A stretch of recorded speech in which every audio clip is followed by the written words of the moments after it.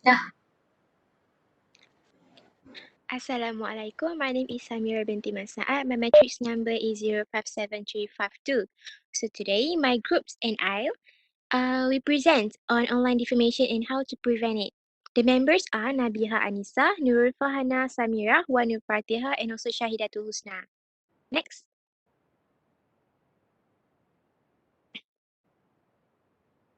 Okay, according to the common law, it defined that defamation is the publication of a statement which reflects on a person's reputation and tends to lower him in the estimation of right thinking members of society generally or tends to make them shun or avoid him.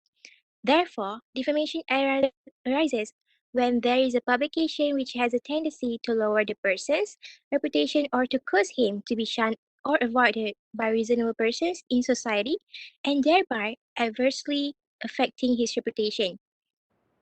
Okay, so there are three types of defamation. First, libel and slander. Second, libel is defamation in a permanent form and is usually visible to the eye, such as items in writing which includes email, SMS, pictures. Slander is defamation in a temporary or transient form. Publication is usually made through spoken word. And then there are three elements of defamation. First, the words of defamatory. Second, the words refers to the plaintiff. And third, the words have been published. Three ways the words may be defamatory. Words may be defamatory in one when in its natural and ordinary meaning. Second, by way of innuendo. And third, juxtaposition. Next. Okay, contents online defamation.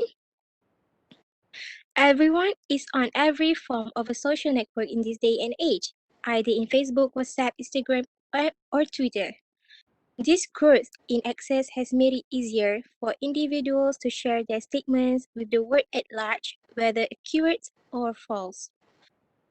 The internet is full of websites where someone may purposely leave a potentially defamatory message or article. Usually, online defamation is written with harmful intent, purposely intending to damage the image or career of someone. A major defamation issue is straightforward to leave a damaging message or write a blog post about someone, but it is much harder to take it down. This is what makes someone somewhat threatening slander. It can also be used as blackmail, and it will be there for anyone to see it until your image is tarnished online, and it will be problematic to take it down. The next page, I will pass to one.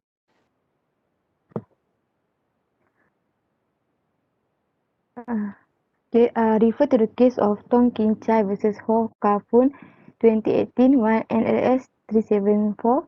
The plaintiff sued the defendant as he is defaming him via email and a closed Facebook group. Under Section 114 of the Act of Proof 1950, in determining if published the statements, the High Court has ruled of the view that prima facie postcards and telegrams were published to the third parties in advance until the applying the match plan's decisions to the internet age of email and Facebook publishing. The High Court found that had released the email and Facebook publishing to the individuals mentioned in the email address. The High Court held that the states have no defamation meaning to the plaintiff. Then, cyber defamation is considered to be as, if not more harmful than libel in the form of defamation and slander libel. Besides, anonymity online raises even more concern when dealing with defamation because the author of the reports may be challenging to trace depending on the medium.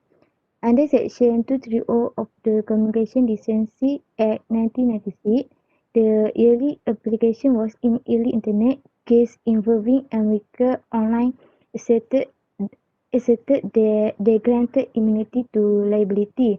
After debate, the court ultimately ruled that AOL was in fact immune from harm and Bloomington settles out of the court. Next. The internet and social media are undoubtedly great and marvelous things for people and society nowadays, especially in the teenage generation. Unfortunately, there are also a uniquely effective breeding ground for potentially libelous statements. The internet is chock full of exciting websites where someone could intentionally, accidentally leave a potentially defamatory comment or post. Refers to Muhammad Khair Ahmad versus Muhammad Iqbal Zainal evidence case, the Court of Appeal upheld the High Court's decision in finding the defendant liable for defaming the plaintiff on his Facebook page. The Court of Appeal upheld to dismiss the defendant's defense and sustain the damage of Rm 50,000 granted by the High Court. Next slide.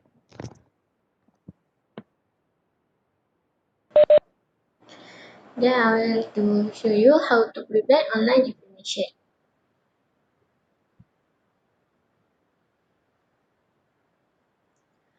Firstly, think carefully about what you are writing. First, read and understand the information before post or tweet it. When the fake news is posted, the whole world can scan it, and they may already have negative presumption on the victim. Consider their feelings, privacy, and things that will befall the person. Self Put yourself in the victim's position. Offensive content being spread and exposed widely on social media such as Twitter, Instagram, or even Facebook. Second, do not post anything although it seems like a fact.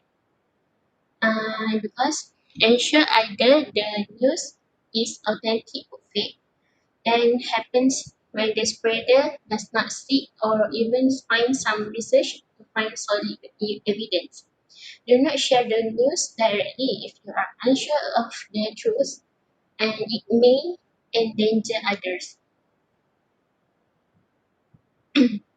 Then make it clear and explain every statement is an opinion or just a joke. Like use words or language that are easier for the reader to understand. From my opinion, best begin content with I think, in my opinion, or it seems. When joke around, use laughing or smiley emoji. Sometimes should keep the jokes by yourself rather than post them. Fourth, avoid from making criminal allegations or associating people with terrorists or hate groups. Find strong sources that you are allowed to say that they are committing crimes. You post content that sound like Lim Fong, the famous actor, murdered a child in his house. Then people need to know that once they file a false or fake police report, there's a chance that they could be liable for information from their own. What is terrorist? A person who commits violent acts against anyone they consider as an enemy in pursuit of politician, political aims. They would charge the group or person based on their religion, skin color, disability, or maybe race. You know that uh, know your limits when you speak out about others' sensitivity.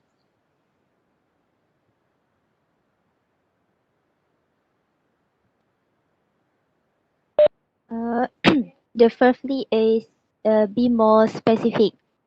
This is necessary as the readers will read and begin to trust your words. For example, this cheeseburger definitely will be brought me to the toilet. Although you mean that the burger was actually luscious so that you would eat much of it and would end up in the restroom.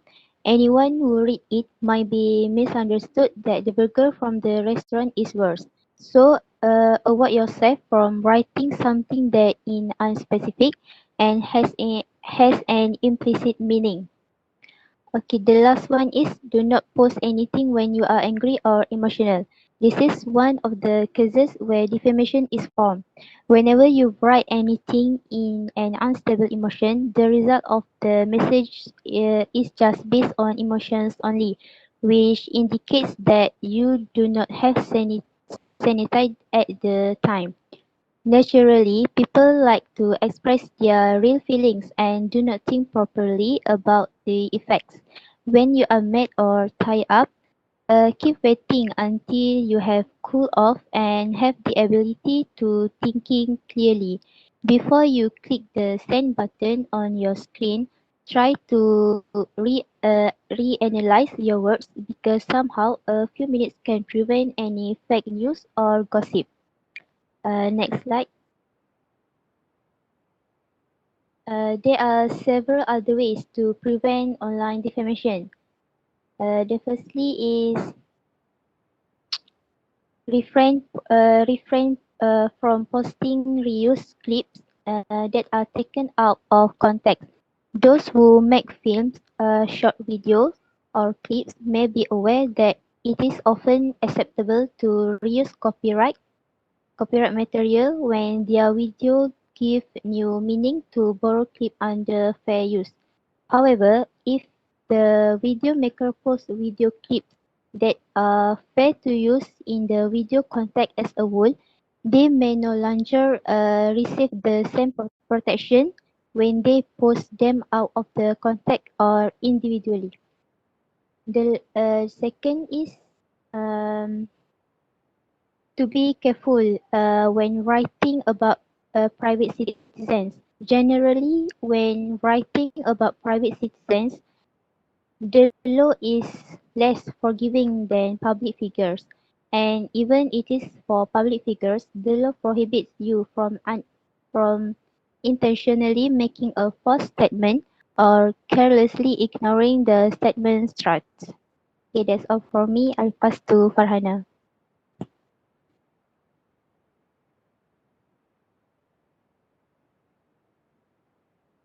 Okay, so for next on how to prevent online defamation, do not mention somebody's name or to be clearer, no name calling at all. Even though those who think the latest celebrity mistress is a home shipwrecker, name calling can be character assassinations.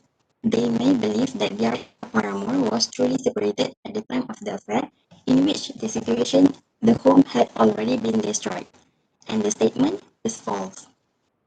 Besides that, do not even repost or link to somebody's potential defamatory material. Someone else might make a fake news story, but that also does not stop it from being inaccurate. No matter where the defamatory statement originated, anyone who repeats it is just as liable as the source. Next.